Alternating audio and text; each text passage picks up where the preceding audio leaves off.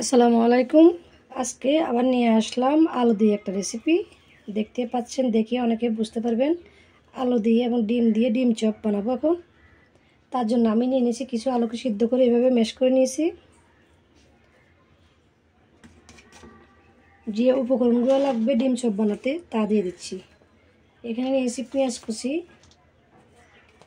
ভালো করে মিহি করে কাঁচামরিচ কুচি করে নিলাম, ধনেপাতা কুচি, দিয়ে দিচ্ছি লবণ। সাধারণত আমরা যেভাবে আলু ভর্তা বানাই সেভাবে আমরা এগুলোকে ভালো করে মিক্স করে নেব। আর যারা এভাবে বানাবেন না তারা কিন্তু সব কিছু একসাথে ভেজে নিতে পারেন। পেঁয়াজ আলু ভালো করে ভেজে বানাতে পারেন, কিন্তু ওভাবে হলে না বেশি তেল চিটচিটে থাকে, তখন খেতে ভালো লাগে না। দিয়ে দিচ্ছি সরষের তেল, ভালো করে মেখে নেব।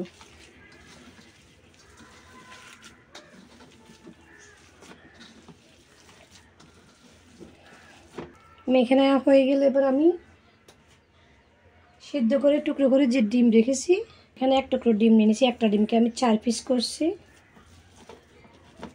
এভাবে আলুর ফোড়টা নিয়ে বসিয়ে দিয়ে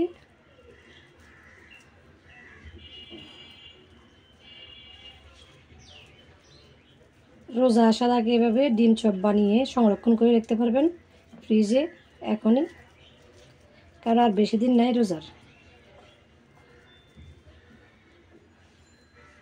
হয়ে গেছে ডিম চপ। ডিম চপগুলো আমি বানিয়ে রাখলাম, তার মধ্যে আবার এখানে একটা ডিম নিয়ে নিলাম। ডিমটাকে ভালো করে এরকম ফেটিয়ে নিতে হবে লবণ দিয়ে, সামান্য লবণ দিয়ে দিলাম আর ভালো করে ফেটিয়ে নিচ্ছি। ফেটিয়ে নেওয়া হয়ে গেছে। এবার এখানে চপগুলোকে দিয়ে আর এখানে ব্রেড ক্রামের মধ্যে এভাবে মরিয়ে নিতে হবে। এভাবে মুড়িয়ে নিয়ে বা সবগুলো এভাবে বানিয়ে নেব। চুলায় একটা তেলের কড়াই বসা দিলাম, তার মধ্যে আমি সয়াবিন তেল দিয়ে দিলাম। গরম হওয়া পর্যন্ত অপেক্ষা করতে হবে। তেলটা গরম হয়ে গেছে, দিয়ে দিচ্ছি ডিম চপগুলো।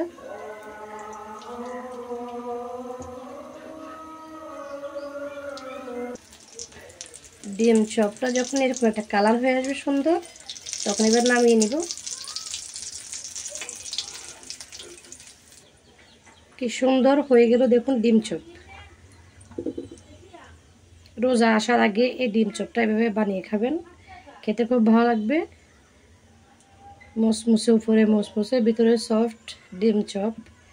আজকের রেসিপিটা ভালো লাগে থাকলে অবশ্যই আমার চ্যানেলটাকে সাবস্ক্রাইব করে যাবেন। আজকের রেসিপিটা এখানে শেষ করে বিদায় নিচ্ছি। সবাই ভালো থাকবেন। আল্লাহ হাফেজ।